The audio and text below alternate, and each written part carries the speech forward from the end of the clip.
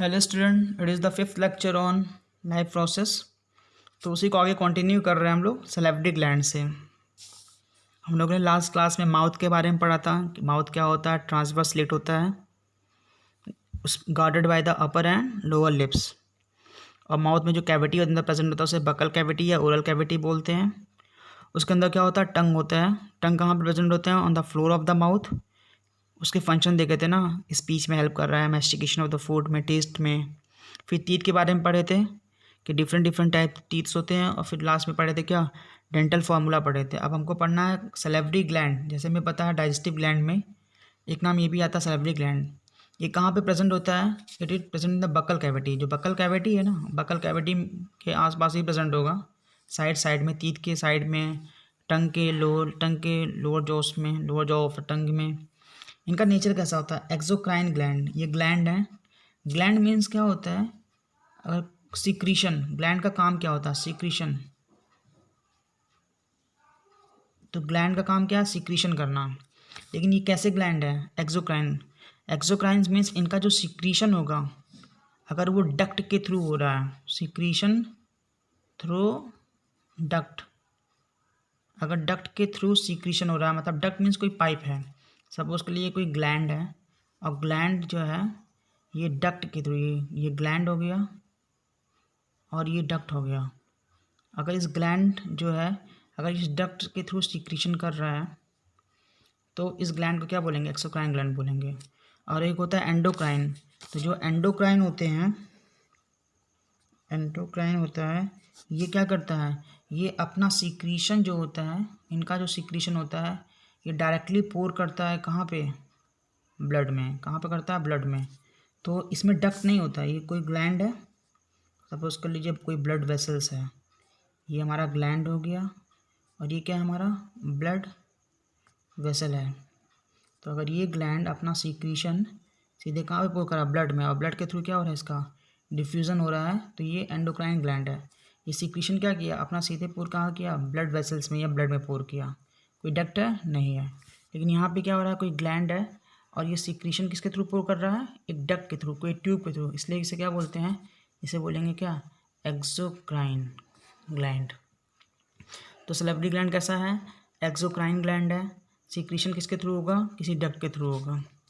इनका जो सीक्रीशन होता है उसे हम लोग बोलते हैं सलाइवा। क्या बोलते हैं? सलाइवा, या सलाइवरी जूस भी बोल सकते हैं। सलाइवा या सलाइवरी जूस भी कह सकते हैं। ये कैसा है? एक एंटीसेप्टिक लोशन है। एंटीसेप्टिक लोशन है, एंटीसेप्टिक की तरह बिहेव करता है। कभी कभी कट जाता है तो हम लोग क्या करते हैं? सलाइवा को निकाल के वहाँ पे लगा लेते हैं, तो हल्का हल्का ठीक हो जाता है। तो वही किसे, इसके सीक्रेशन को सलाइवा कह रहे हैं, या सलाइवरी जूस एंटीसेप्टिक लोशन की तरह काम करता है। सलाइवा में होता क्या क्या है? वाटर प्रेजेंट होता है, म्यूकस, म्यूकस होता है, कुछ आयंस प्रेजेंट होते हैं जैसे sodium ion, potassium ion, chloride ion and bicarbonate ion. Enzyme, ये इंपॉर्टेंट है। एंजाइम, दो एंजाइम प्रेजेंट है यहाँ पे। एक सैलिवरी एमाइलेज एंजाइम प्रेजेंट है, जिसका काम क्या है? ये डाइजेस्ट करता है स्टार्च को into maltose. Salivary amylase enzyme है, कहाँ पे प्रेजेंट है? सलाइवा में। किससे सीक्रेट हो रहा है? Salivary gland. और सैलिवरी ग्लैंड कहाँ प्रेजेंट है? बकल कैविटी में। एकदम ध्यान दीजिए, डाइजेशन में आगे काम आएगा। जो बकल कैविटी है वहाँ पे एक ग्लैंड प्रेजेंट है, कौन सा? Salivary gland. सैलिवरी ग्लैंड क्या सीक्रेट किया? सलाइवा। और इस सलाइवा में एक एंजाइम प्रेजेंट है, कौन सा? Salivary amylase. ये एंजाइम क्या कर रहा है? ये एंजाइम कहाँ पे? माउथ में है। तो माउथ में ही क्या करता है? जो हम लोग फूड खाते हैं उस फूड के डाइजेशन करता है। फूड में अगर कोई स्टार्च प्रेजेंट है, स्टार्च क्या होता है? इट इज एक्चुअली में कार्बोहाइड्रेट। क्या है? कार्बोहाइड्रेट टाइप का स्टार्च, कार्बोहाइड्रेट है ये। तो इस कार्बोहाइड्रेट जो स्टार्च होता है उसको डाइजेस्ट करता है और किस में कन्वर्ट कर देता है? माल्टोस में। मतलब जो स्टार्च है, ठीक है, तो सैलिवरी एमाइलेज पे काम करेगा, इस पर वर्क करेगा, और इस स्टार्च को किस में कन्वर्ट करेगा? माल्टोस में। मतलब ये बड़ा है और इसका ये छोटा पार्ट है। तो सैलिवरी एमाइलेज किस पे वर्क करता है? स्टार्च पे करता है, और किस में कन्वर्ट कर देता है? माल्टोस में। लेकिन पूरा डाइजेशन नहीं होता है स्टार्च का, क्योंकि जो फूड होता है वो माउथ में थोड़ा टाइम के लिए ही रहता है, तो पार्शियल डाइजेशन हो पाता है। और एक एंजाइम और प्रेजेंट होता है, लाइसोजाइम। क्या होता है? लाइसोजाइम। इसका काम, ये कैसा एक्टिविटी है? एंटी बैक्टीरियल एक्टिविटी, मतलब जो बैक्टीरिया आए हुए हैं उनको किल करने का काम करते हैं ये। तो ये एंटी बैक्टीरियल एक्टिविटी हो गया। तो सलेवरी ग्लैंड बकल कैविटी में प्रेजेंट होंगे। एक्सोक्राइन नेचर हो गया, सीक्रीशन को सलाइवा कहते हैं या सलेवरी जूस या एंटीसेप्टिक लोशन भी कह सकते हैं। सलाइवा में वाटर, म्यूकस, आयन और एंजाइम। एंजाइम में भी दो एंजाइम, सलेवरी एमाइलेज एंजाइम क्या करते हैं? स्टार्च को माल्टोज में कन्वर्ट करते हैं पार्शली, और लाइसोजाइम को एंजाइम क्या करता है? एंटी बैक्टीरियल एक्टिविटी है इनका। नेक्स्ट है फंक्शन क्या है सलाइवा का। जैसे हम लोग टंग का फंक्शन याद किए थे, कैसा स्पीच में हेल्प करता है, टेस्ट के लिए, मैस्टिकेशन। उसी तरह ये क्या करता है? ये फूड को सॉफ्ट कर देता है। फूड सॉफ्ट होगा तभी तो शैलो करेंगे हम लोग। सेकंड है help in testing of the food, ये फूड को टेस्ट में भी हेल्प करता है। और किल बैक्टीरिया, अब यहाँ देखें ये लाइसोजाइम प्रेजेंट है, ये क्या कर रहा है? Anti bacterial activity. तो वही फंक्शन तो सलाइवा का भी होगा, इट किल द बैक्टीरिया। अब जो फूड इंजेस्ट की हो उसमें जब सलाइवा मिक्स हो जाता है तो उसको हम लोग कलेक्टिवली क्या बोलते हैं? बोलस। क्या बोलते हैं? बोलस। तो फूड प्लस सलाइवा, इनके मिक्सचर को बोलस कहते हैं। नेक्स्ट ग्लैंड है हमारा लीवर। तो लीवर क्या है? Largest gland of the body. कौन? लीवर। लीवर जो है लार्जेस्ट ग्लैंड है बॉडी का। लीवर क्या सिक्रीट करते हैं? बाइल। लीवर जो है सिंथेसिस करते हैं बाइल का, और उन्हें सिक्रीट भी करते हैं बाइल का। और जो गॉल ब्लैडर है वो स्टोरेज करता है किसका? बाइल का, और साथ में कंसंट्रेशन ऑफ बाइल भी। तो गॉल ब्लैडर का फंक्शन क्या है? Storage and concentration of bile. Bile में होता क्या क्या है? तो दो चीज़ होता है, एक बाइल पिगमेंट होता है, एक बाइल सॉल्ट होता है। फिर से देखिए, largest gland of the body कौन सा है? लीवर है। लीवर क्या सिक्रीट करेगा? बाइल। तो लीवर सिक्रीट किया बाइल, और गॉल ब्लैडर क्या करते हैं? ये बाइल को स्टोर करते हैं और कंसंट्रेट करते हैं किसको? बाइल को। बाइल को स्टोरेज, मतलब स्टोरेज भी करेंगे और साथ में से कंसंट्रेट भी करेंगे। और जो बाइल सिक्रीट हो रहा है, इस बाइल में होता क्या है? तो बाइल में दो चीज़ होगा, बाइल पिगमेंट होगा और बाइल सॉल्ट होगा। क्या होगा? Bile pigment and bile salt. तो यहाँ पे देखिए बाइल, बाइल में दो चीज़ तो बताए थे क्या? Bile pigment and bile salt. कौन कौन से पिगमेंट होते हैं? दो होते हैं, बिलिरुबिन एंड बिलीवर्डिन। दो पिगमेंट होता है बाइल में, एक बिलिरुबिन है, एक बिलीवर्डिन है। ये कैसे बनते हैं? Form by the breakdown of RBC. जो आरबीसी है जब उसका ब्रेकडाउन हो जाता है, हमको पता है आरबीसी का लाइफ स्पैन कितना होता है? 120 डेज। तो जब आरबीसी 120 120 डेज के बाद इनका डेथ हो जाएगा, तो इनके ब्रेकडाउन से क्या बनेगा? Bilirubin and biliverdin. Bile salt, bile में बाइल सॉल्ट भी होगा। तो दो हैं, ग्लाइकोकोलेट एंड टोरोकोलेट। तो दो हैं बाइल सॉल्ट। इनका फंक्शन क्या है? तो इमल्सिफिकेशन ऑफ फैट। फैट्स क्या होते हैं? ये बड़े बड़े पार्टिकल्स होते हैं, तो इनको इमल्सिफाई करते हैं। तो इमल्सिफिकेशन ऑफ फैट में कौन हेल्प करता है? Bile salt. इमल्सिफिकेशन में क्या होता है? जो फैट्स हैं, large particle of the fat, fats के जो लार्ज पार्टिकल हैं इन्हें ये कन्वर्ट करते हैं किसमें? स्मॉल स्मॉल ड्रॉपलेट्स में। तो लार्ज पार्टिकल ऑफ फैट को स्मॉल स्मॉल ड्रॉपलेट्स में कन्वर्ट करना, it is called emulsification of fat. It is called emulsification of fat. तो बाइल का कहाँ, इनका सिंथेसिस कहाँ से हुआ था? सिंथेसिस कहाँ से हुआ? सिंथेसिस फ्रॉम लीवर में। लीवर में सिंथेसिस हुआ। स्टोरेज कहाँ पे हुआ इनका? गॉल ब्लैडर में। और कंसंट्रेशन पे हुआ। बाइल में दो चीज़ था, bile pigment and bile salt. Bile pigment में दो, बिलिरुबिन एंड बिलीवर्डिन, किसके ब्रेकडाउन से बन रहे थे? आरबीसी। और बाइल सॉल्ट में ग्लाइकोकोलेट एंड टोरोकोलेट। इनका काम क्या है? Emulsification of fat. Emulsification means जो लार्ज पार्टिकल होते हैं फैट्स के, उनको ये कन्वर्ट करते हैं किसमें? स्मॉल स्मॉल ड्रॉपलेट्स में। नेक्स्ट है ग्लैंड पैंक्रियाज। तो जो पैंक्रियाज है ये मिक्स ग्लैंड है या हेटोक्राइन ग्लैंड है। मिक्स ग्लैंड मीन्स इसमें दो पार्ट है, एक एक्सोक्राइन पार्ट भी है और एक क्या है? Endocrine part. मीन्स ये डक्ट ग्लैंड है। कैसा है? डक्ट ग्लैंड, मतलब इनका जो सीक्रेशन होगा थ्रू डक्ट होगा। और ये कैसे हैं? ये डक्टलेस ग्लैंड है, मतलब इनका सीक्रेशन डक्ट के नहीं होगा, विदाउट डक्ट होगा। तो जो पैंक्रियाज होते हैं, जो पैंक्रियाज है, पैंक्रियाज कैसा ग्लैंड है? मिक्स ग्लैंड या हेटोक्राइन ग्लैंड है। इसमें दो पार्ट है, exocrine part and endocrine part. Exocrine part duct gland, endocrine part ductless gland. जो एक्सोक्राइन पार्ट होता है किसका, पैंक्रियास का, that is called pancreatic acini. Read it carefully. जो एक्सोक्राइन पार्ट है पैंक्रियास का exocrine part it is called pancreatic acini. और ये क्या करते हैं, ये सिक्रीट करते हैं एल्कलाइन पैंक्रियाटिक जूस, मतलब यहाँ से ये जूस सिक्रीट करेंगे। तो पैंक्रियास से आ रहा है इसलिए पैंक्रियाटिक जूस। इनका नेचर कैसा होगा, एल्कलाइन, मतलब पीएच क्या होगा, पीएच 7 से ज़्यादा होगा, एल्कलाइन इन नेचर होंगे। तो पैंक्रियास जूस सिक्रीट करेगा, पैंक्रियाटिक जूस, इनका नेचर एल्कलाइन होगा, मतलब पीएच 7 से ज़्यादा होगा।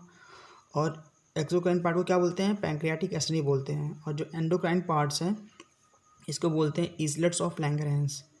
पैंक्रियास के एंडोक्राइन पार्ट्स को कॉल्ड इजलेट्स ऑफ लैंगरहैंस।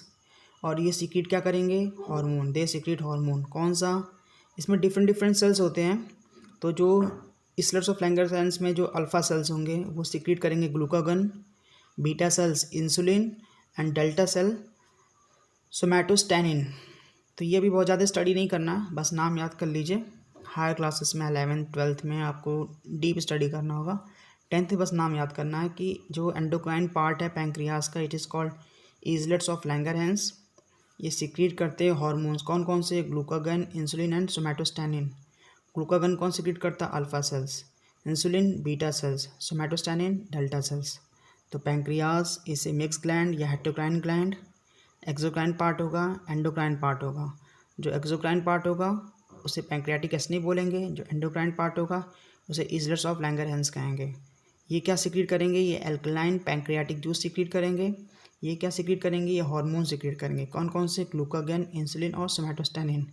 इनको कौन कौन से सेल्स सीक्रेट करेंगे, तो ग्लूकागन को अल्फा सेल्स, इंसुलिन को बीटा सेल्स एंड सोमैटोस्टैनिन को डेल्टा सेल्स। तो यहाँ पे एक डायग्राम स्टडी करते हैं हम लोग। ये हमारा लीवर है, इसमें 2 लोब दिखाई दे रहे हैं, एक राइट लोब और एक लेफ्ट लोब। राइट लोब बड़ा होता है, लेफ्ट लोब छोटा होता है। तो ये लीवर है, तो लीवर से एक डक्ट निकलता है, दिख रहा है, राइट लोब से डक्ट निकल रहा है ये, और इधर से एक लेफ्ट लोब से डक्ट निकल रहा है। तो जो लीवर से डक्ट निकलता है उसे हम लोग बोलते हैं हिपैटिक डक्ट। लीवर के लिए एक कॉमन वर्ड यूज़ होता है हिपैटिक। तो कहीं पे भी हिपैटिक वर्ड आया तो आप लोग लीवर के लिए समझिए। हिपैटिक वर्ड कहाँ के लिए यूज़ होता है, लीवर के लिए। जैसे लंग्स के लिए तो पल्मोनरी, तो पल्मोनरी कहाँ से यूज़ होगा, लंग्स के लिए। उसी तरह किडनी है तो किडनी के लिए रीनल। ये सब वर्ड कॉमन है जो यूज़ होते हैं। उस तरह लीवर के लिए वर्ड यूज़ होता है, कौन सा होता है वर्ड यूज़, हिपैटिक। तो यहाँ पे लंग, लीवर के 2 lobe, right lobe and left lobe. Left lobe से एक डक्ट निकलेगा जिसे बोलेंगे लेफ्ट हिपैटिक डक्ट, और राइट से निकलेगा जिसे क्या बोलेंगे, राइट हिपैटिक डक्ट। दोनों आके एक कॉमन जगह मिल जाएंगे और इसे बोलेंगे क्या, कॉमन हिपैटिक डक्ट। क्या बोलेंगे, कॉमन हिपैटिक डक्ट। तो ये क्या बना रहा होगा, ये बाइल सिंथेसिस कर रहा होगा।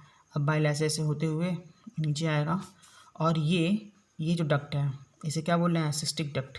ये किसका डक्ट है, ये देखिए गॉल ब्लैडर का। तो गॉल ब्लैडर के डक्ट क्या बोलते हैं, सिस्टिक डक्ट। और इसी गॉल ब्लैडर में जो बाइल है उस क्या होगा, स्टोरेज होगा और उसका कंसंट्रेशन होगा। अब यहाँ से देखिए ये सिस्टिक डक्ट और ये कॉमन हिपैटिक डक्ट दोनों मिलते हैं तो क्या बनता है, कॉमन बाइल डक्ट। तो जो cystic duct and common hepatic duct both meet out and form a common bile duct. यहाँ से कॉमन बाइल डक्ट गया, यहाँ पे पैंक्रियाज बना हुआ है, ये पैंक्रियाज है। तो पैंक्रियाज का ये खुद का डक्ट है जिसे हम लोग क्या बोल रहे हैं, पैंक्रियाटिक डक्ट, या इसी को बोलते हैं डक्ट ऑफ विल्सन। तो पैंक्रियाटिक डक्ट को डक्ट ऑफ विल्सन बोलते हैं, जो पैंक्रियाज से निकल रहा है। और ये किससे मीट आउट किया, कॉमन बाइल डक्ट से। ये कॉमन बाइल डक्ट है और पैंक्रियाटिक डक्ट को दोनों एक कॉमन जगह मिलते हैं, और फिर उसके बाद जो पाया जाता है उसे क्या बोलते हैं, हिपैटो पैंक्रियाटिक डक्ट। देखिए हिपैटो मीन्स लीवर से आया हुआ, और पैंक्रियाटिक मीन्स पैंक्रियाज, मतलब दोनों के कॉमन डक्ट को क्या बोलते हैं, हिपैटो पैंक्रियाटिक डक्ट। ये कहाँ पे खुलता है, ये ओपन होता है किसमें, ड्यूडेनम में। ड्यूडेनम किसका पार्ट है, स्मॉल इंटेस्टाइन का। भी हम लोग आगे पीछे पढ़े हैं पहले, फर्स्ट इसके पहले वाले लेक्चर में, कि स्मॉल इंटेस्टाइन में ड्यूडेनम, जिजनम और इलियम आता है। तो ड्यूडेनम किस शेप का बताए थे, सी शेप का बताए थे, सी शेप का बताए थे। तो ये सी शेप का होता है ड्यूडेनम, स्मॉल इंटेस्टाइन का पार्ट है। और इसमें ही ये जो हिपैटो पैंक्रियाटिक डक्ट है ये ओपन होता है, लेकिन ओपन होने से पहले ये एक स्वेलन स्ट्रक्चर बनाता है, स्वेल कर जाता है। इसे बोलते हैं एम्पुला ऑफ वेटर। इसे क्या बोलते हैं? Ampulla of waiter. और ये जब स्वेल करेगा और यहाँ पे ओपन होने से पहले एक स्पिंचर होता है। क्या होता है? Sphincter.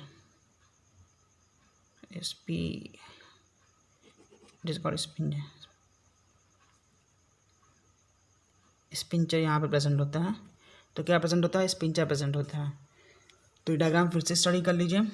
Liver, right lobe, left lobe, left lobe से left hepatic duct, right lobe से राइट हिपैटिक डक्ट, दोनों मिलेंगे, कॉमन हिपैटिक डक्ट।